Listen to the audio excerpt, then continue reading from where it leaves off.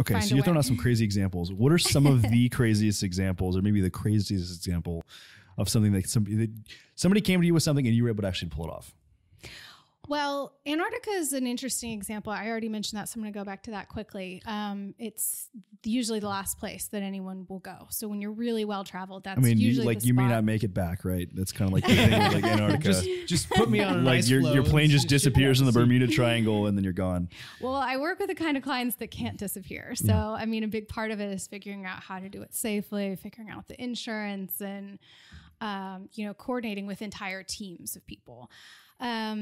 So Antarctica is a tough one because traditionally the only way to get there has been to hop on an expedition cruise ship that's like fortified, so it's no problem if it hits the ice, and spend at least 14 days on the slow boat to Antarctica from Argentina, the southern tip of Argentina. Ushuaia is amazing, by the way. Yes, it is. It is. I really enjoyed going there. The southernmost point in the world, for those of you that don't know that. So, and you have to do the Drake Passage, which is very turbulent, and it's famous for making people, seasick for days. So it's not very pleasant. But if you want to tick off that seventh continent and see something that very few people have ever been to, that's a great spot to go to. So I can offer an experience where we custom built a luxury camp. There's like a masseuse waiting for you in camp after you go hiking, because that's tiring, of course. An amazing chef, it's covered in furs and absolutely beautiful inside. I mean, it looks like a stunning hotel in the best hotel in any city in the world, and it's all custom built for the specifications of whoever wants to go there.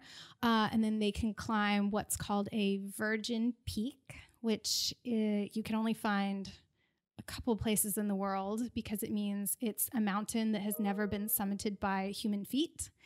And you can be the first people to summit the mountain with a team of guides, because I'm not usually working with true expedition people. Like, they don't need me because they do this every day. It's the kind of person that wants to do a once in a lifetime experience. So, you have your team if needed, and then you summit the peak, and then you can name that mountain, and it's written down in the record books. And then you go back to camp, and you can hop on a private plane that I arrange that goes down there a couple times a year. Or if you're like a client I had once, you want it to be your own plane, then we can figure out all the details of that, because pilots are not accustomed to landing on ice or in Antarctica.